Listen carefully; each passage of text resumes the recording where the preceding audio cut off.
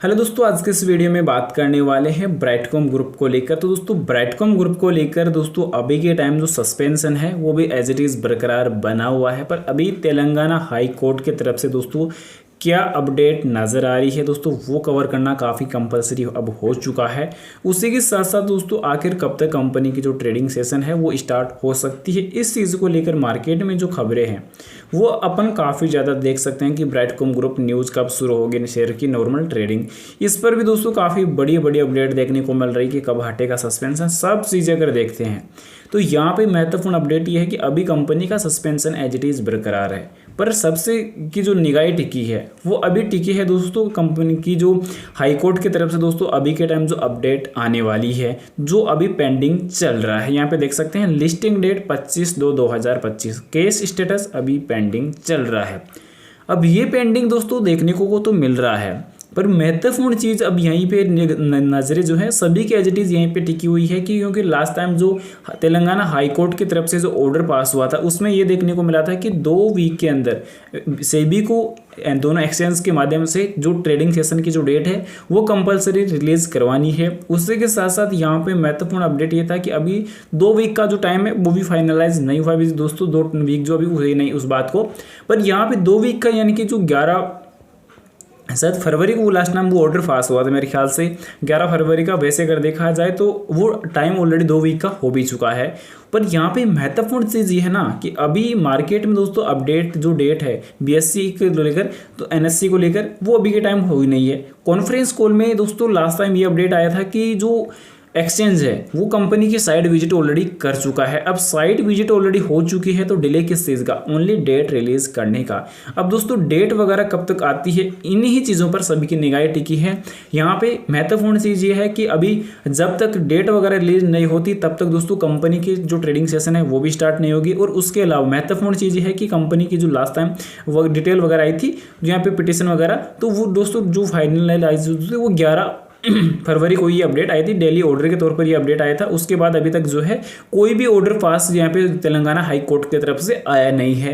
तो ये चीज़ अभी जो जल्द से जल्द अगर रेस्पॉन्ड हो जाता है तो एक पॉजिटिव वे है। पर यहाँ पे एक चीज़ मैं और अगर बता दूँ कि फिलहाल अभी कंपनी का जो ट्रेडिंग सेशन है वो अगर मैं तो यही बोलूँगा कि दोस्तों मार्च के अंदर चले। मार्च के अगर यहाँ पे सोच सकते हैं कि लगभग 6 से 7 मार्च के बाद चले तो थोड़ा अपने लिए एक बेटर पॉजिटिव अपडेट आ सकती है। क्योंकि अभी मैं आप लोग को बता दूँ कि जो सेबी की नया जो चेयरपर्सन है उसके लिए दोस्तों अभी के जो अपॉइंटमेंट को लेकर दोस्तों अपडेट जो है काफ़ी आ रही है। क्योंकि अभी जो वर्तमान मौजूदा जो सेबी चेयरपर्सन है माधुरी वुच जो भी है तो उसका दोस्तों कार्यकाल कल खत्म होने वाला है। तो यहाँ पे दोस्तों जो सेबी चेयरपर्सन है वो दोस्तों अगला जो आता है तो इस ऑर्डर पर क्या फाइनल बड़ा डिसीजन ले पाएगा वो सबसे ज़्यादा गौर करने वाली हो सकती है। तो मैं तो एक ही चीज़ चाहूँगा कि फिलहाल अभी के टाइम वैसे अगर एक पक्ष में ये भी होने वाला है कि हाँ कि मार्केट के अंदर अभी के टाइम जो लगातार जो पैसा लोगों का अटका हुआ है, लगभग 6.5 लाख इन्वेस्टर अभी के टाइम कंपनी के अंदर पैसे अटके हुए हैं। तो उनकी भी थोड़ी सी टेंशन हम यहाँ पे देख सकते हैं कि हाँ उनकी टेंशन सबसे महत्वपूर्ण है। पर यहाँ पे महत्वपूर्ण अपडेट ये होगी कि यहाँ पे जो सेबी का नया चेयरपर्सन आता है तो इस प्रकार के जो मामलों पर वो कैसा डिसीजन लेता है वो सबसे ज़्यादा महत्वपूर्ण खबर रहने वाली। क्योंकि लंबे वक्त से अगर जो वर्तमान मौजूदा चेयरपर्सन है उसने लंबे वक्त से इस कंपनी के केसेस पर जितना ध्यान देना चाहिए था उतना दिया नहीं था। और जितना मामला हाईलाइटेड अभी के टाइम एलिगेशन वगैरह लगाई जा रही है कंपनी के ऊपर, जितना दोस्तों जो मामला था वो इतना सीरियस भी था नहीं। पर यहाँ पे कंपनी के एलिगेशन वगैरह लगने के बाद दोस्तों सब चीज़ें जो थी वो एज इट इज़ दोस्तों यहाँ पे जो एक्चुअल बराबर चल रही थी वो सब चीज़ें दोस्तों यहाँ से यहाँ होती हुई नजर आई थी। तो ये सबसे बड़ा पॉइंट ऑफ व्यू यहाँ पे निकल के आता है कि कंटिन्यूसली जब तक कंपनी की जो ट्रेडिंग सेशन स्टार्ट होती है थोड़ा सा टाइम अगर डिले इसमें होता है तो दोस्तों मैं तो यही चाहूँगा कि मार्च के 6 से 7 मार्च तक का डिले अगर हो जाए उसके बाद अगर चल जाती है तो दोस्तों वो थोड़ा सा पॉजिटिव पक्ष अपने लिए बन सकता है। क्योंकि अगला जो चेयरपर्सन क्या ही डिसीजन ले और उसी के साथ साथ महत्वपूर्ण चीज़ ये भी है क्योंकि जो लास्ट टाइम अपने को जो वीकली अपडेट देखने को मिली थी उसमें काफ़ी महत्वपूर्ण अपडेट यहाँ पे क्या देखने को मिली थी। क्योंकि लास्ट जो वीकली रिपोर्ट आई थी वो काफ़ी लंबे टाइम पहले आई थी, लगभग शायद 7 फरवरी को ये वीकली अपडेट यहाँ पे अपने को देखने को मिली थी।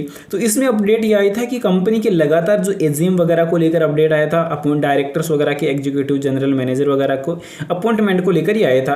पर उसके बाद सेबी का दोस्तों जो फाइनल ऑर्डर था, वो सेबी का फाइनल ऑर्डर ये था कि final order implement asset cash of February check से, यानी कि इस पर सेबी का जो फाइनल ऑर्डर डिटेल वगैरह की आने चाहिए थी वो अभी तक आए नहीं है। फिर कंपनी ने लीगल टीम हायर की। उसके बाद दोस्तों जो अगले स्टेप थे वो कंपनी ने एडवाइस के तौर पर यहाँ पे यूज़ किए। और कंपनी ने दोस्तों सबसे महत्वपूर्ण चीज़ ये थी कि कंपनी आने वाले टाइम में अपने जो ट्रेडिंग सेशन को अगर स्टार्ट करवाने में अगर कामयाब हो जाती है तो एक सबसे बड़ा महत्वपूर्ण अपडेट ये आ जाएगा कि कंपनी को जो एलिगेशन वगैरह थी वो क्लियर हो जाएगी और कंपनी के जो निवेशकों का जो पैसा है जो अटका हुआ है वो भी ऑलरेडी फ्री हो जाएगा, जो जिस प्रकार शेयर होल्डर्स ना डिसीजन ले सकेंगे। पर महत्वपूर्ण एक चीज़ और यहाँ पे देखने को मिल रही है कि मार्केट में दोस्तों अभी के टाइम जो वॉलेटिलिटी देखने को मिल रही है, जो दबाव देखने को मिल रहा है, तो दबाव दोस्तों अभी के टाइम थोड़ा खत्म होने में टाइम भी ले सकता है। यहाँ पे जब तक मार्केट की जो अटकलें वगैरह जैसे ट्रंप वगैरह की तरफ से चाइना वगैरह की तरफ से जो बुरी खबरें आ रही है, उसके बाद मार्केट में दबाव बन रहा है, तो ये चीज़ें महत्वपूर्ण है। और जब तक ये चीज़ें अगर थोड़ी सी सॉर्ट आउट नहीं हो जाती तब तक मार्केट का दबाव भी कम नहीं होगा। और मार्केट के अंदर जब कंपनी की वापस रिलिस्टिंग होगी दोस्तों एसडीडी कंपनी यानी कि जो एसपीओस प्रणाली के माध्यम से, तो उसमें दोस्तों रिलिस्टिंग तो हो जाएगी, कोई दिक्कत नहीं, नो डाउट कंपनी की रिलिस्टिंग होना जायज़ है दोस्तों, आने वाले टाइम में जल्दी हो जाएगी जैसे कुछ डेट वगैरह आती है। पर इसमें महत्वपूर्ण चीज़ ये होगी कि मार्केट में जब अच्छी प्राइस के ऊपर मार्केट चलता है तो मार्केट में कंपनी की जो लिस्टिंग है वो भी किस प्राइस पे होती है वो सबसे ज़्यादा मैटर और गौर करने वाली रहेगी। क्योंकि एक अच्छे प्राइस पर कंपनी की अगर वापस लिस्टिंग होती है तो निवेशकों के लिए बेहतरीन अपडेट रहेगा और निवेशकों के साथ साथ दोस्तों कंपनी के लिए भी रहेगा। क्योंकि जब कम मार्केट में अगर दबाव देखने को मिल रहा हो, मार्केट जब गिर रहा हो और उस टाइम अगर लिस्टिंग हो गई तो कंपनी का तो दोस्तों लगातार डेटा ऐसा ही देखने को मिलेगा कि कंटिन्यूसली लॉसेस बाय लॉसेस यहाँ पे यही नजर आएंगे। क्योंकि बाकी जितना अपन एक्सपेक्ट कर रहे हैं कंपनी का दोस्तों जो फाइनेंशियल डेटा है वो इतना ज़्यादा कमजोर भी नहीं है। क्योंकि यहाँ पे अगर हम देखते हैं सबसे पहले कंपनी का मार्केट कैप लगभग यूं कह सकते हैं कि 2100 करोड़ का हम मानकर चल सकते हैं। यहाँ पे कंपनी की जो स्टॉक्स पी है वो अभी के टाइम 3.30 की है, डिजर्व करती है दोस्तों लगभग 10 से 12 के आसपास की, लगभग यूं कह सकते हैं कि 10 से 20 के आसपास की जो स्टॉक्स पी है वो कंपनी डिजर्व करती है। क्योंकि जितने एलिगेशन थे उन्हीं की वजह से कंपनी के ऊपर ये सब चीज़ें जो है कमजोर होती हुई नजर आ रही है। और जितना लगातार इस पे डेटाबेस की अगर हम बात कर ले जिसमें कंपनी के कंपैरिजन वगैरह कंपनी के क्वार्टरली अगर बात कर ले तो कंपनी की जो क्वार्टरली जो ग्रोथ है वो काफ़ी शानदार एज इट इज़ बनी हुई है। जो लगातार कंपनी की हाईएस्ट जो सेल थी, कंपनी की 2865 करोड़ कंपनी की हाईएस्ट सेल रही है अब तक की, जो दिसंबर 2022 के रिजल्ट में रही है। तो कंपनी का डेटा हाईएस्ट यहाँ पे था, कंपनी का प्रॉफिट यहाँ पे काफ़ी अच्छा था। ऐसा नहीं कि कंपनी का प्रॉफिट 544 करोड़ यहाँ पे बना, जो हाईएस्ट प्रॉफिट था वो यहीं पे बना था। और कंपनी की अगर उसके बाद कंटिन्यूसली प्रॉफिट पॉजिटिव रहे, ये एक ऐसा रिजल्ट आया था कि कंपनी का दोस्तों नेगेटिव रिजल्ट 24 करोड़ का लॉस का देखने को मिला। उसके बाद कंपनी के जो रिजल्ट थे वो पॉजिटिव एज इट इज बने थे। यानी कि ऐसा काफ़ी शानदार जो रिजल्ट थे वो कंपनी ने यहाँ पे देने की कोशिश की।